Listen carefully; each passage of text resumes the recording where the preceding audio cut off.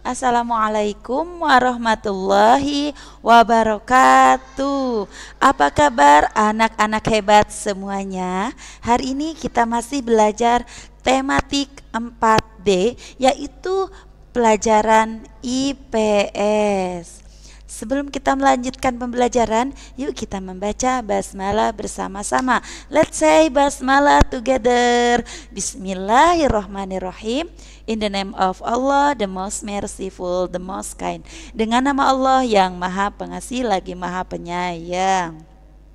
Baiklah, untuk materi pembelajaran hari ini yaitu perbedaan bahan mentah dan bahan baku, proses pembuatan kain, jenis usaha perekonomian atau bidang usaha perekonomian di Indonesia. Nah, yuk kita mulai dengan perbedaan bahan mentah dan bahan baku. Apa perbedaan bahan mentah dan bahan baku? Bahan mentah. Bahan mentah ini adalah bahan yang diolah dalam suatu proses produksi sehingga berubah bentuk dan wujudnya dari bentuk aslinya. Misalnya gandum yang merupakan biji dari tumbuhan merupakan bahan mentah dalam pembuatan roti. Nah, sebelum menjadi roti, gandum diubah terlebih dahulu menjadi tepung terigu. Nah, ya. Kemudian bahan baku. Bahan baku ini merupakan bahan mentah yang menjadi dasar pembuatan suatu produk, di mana bahan tersebut dapat diolah melalui proses tertentu untuk dijadikan wujud yang lain.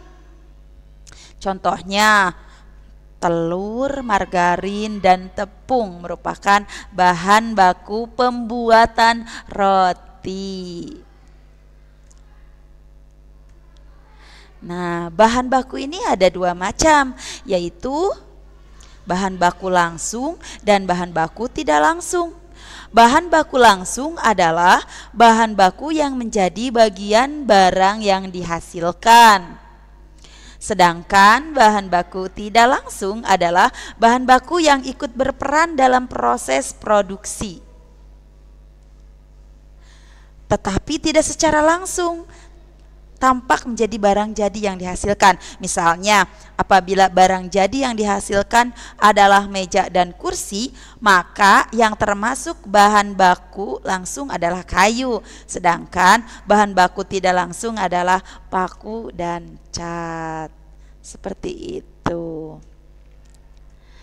Nah, sekarang kita lanjutkan ke proses pembuatan kain.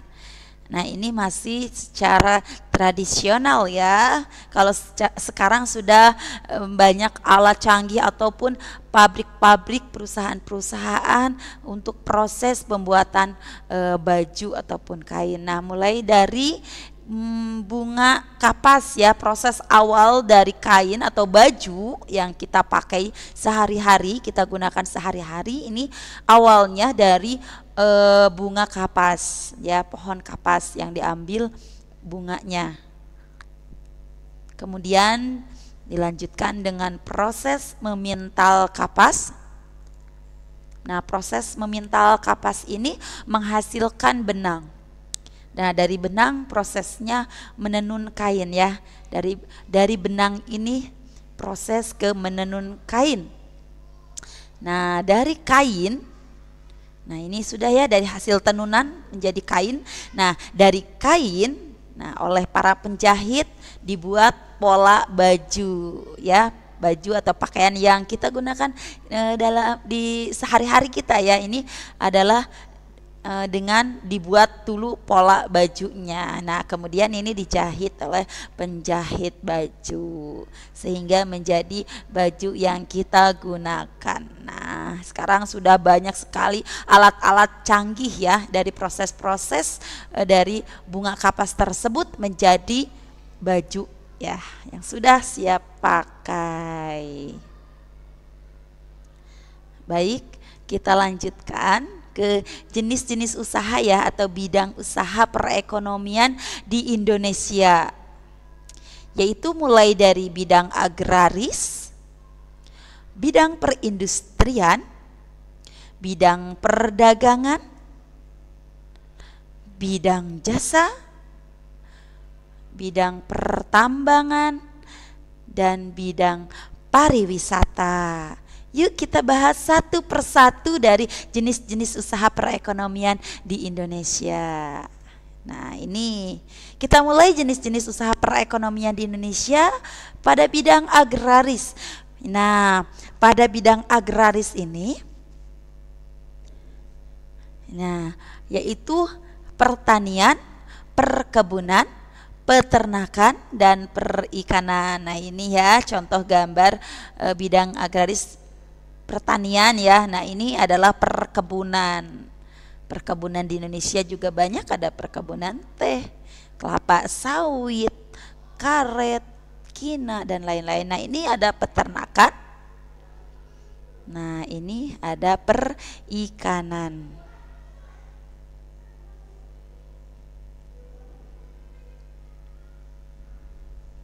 Nah, untuk bidang agraris ini ada 4 bidang ya. Nah, jadi untuk peternakan misalkan ya bisa dengan membudidayakan hewan ternak ya, seperti anak-anak lihat di sini. Dilihat dari pengelolaannya, usaha peternakan di bidang bisa menjadi peternakan hewan kecil, peternakan hewan besar, peternakan unggas. Kemudian untuk perikanan, ada perikanan darat dan ada perikanan laut ya. Nah, ini juga sama untuk pertanian dan perkebunan ya. Paling banyak ya yang digeluti di Indonesia. Misalkan untuk pertanian sendiri dilakukan di sawah, di tegalan, ladang, dan kebun. Seperti itu. Kita lanjutkan dengan jenis perekonomian atau usaha yang lainnya, yaitu bidang perindustrian. Nah, kegiatan perindustrian ini yaitu kegiatan memproduksi bahan mentah menjadi barang jadi.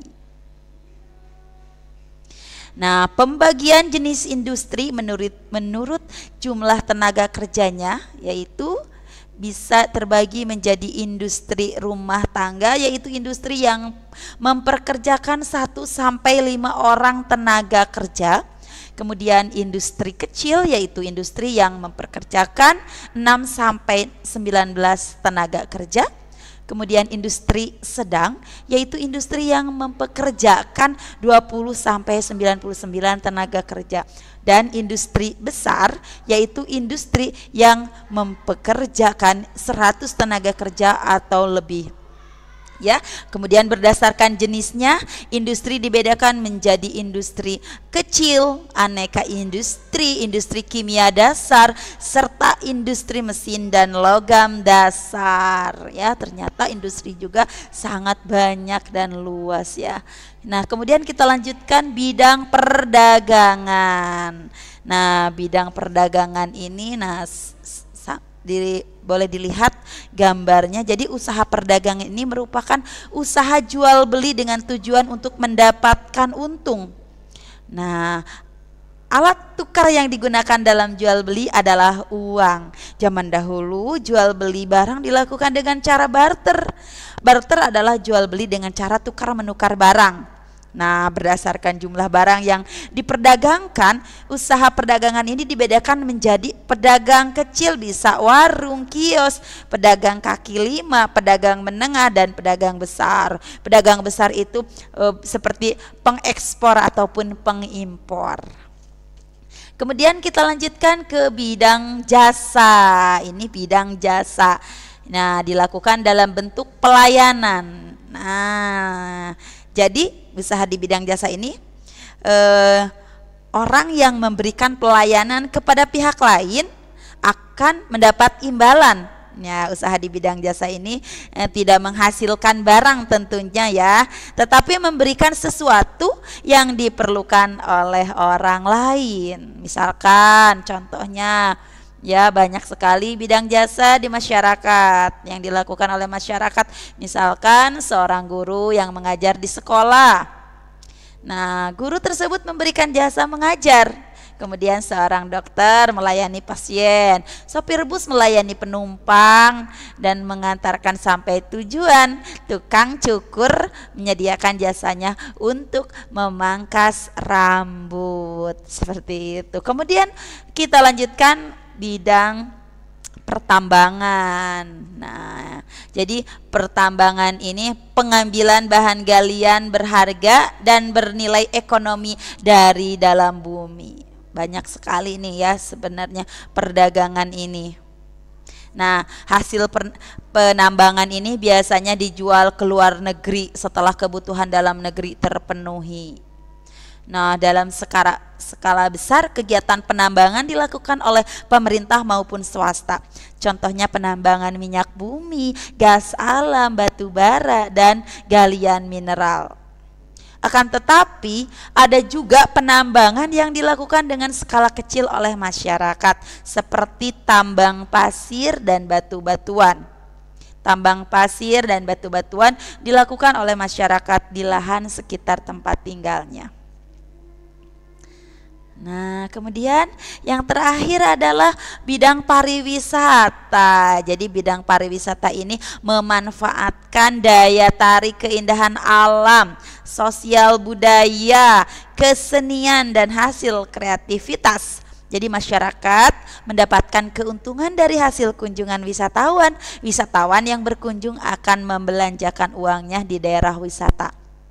Adanya tempat wisata akan membuka banyak lapangan pekerjaan bagi penduduk lokal, misalnya pemandu turis dan pelayan hotel.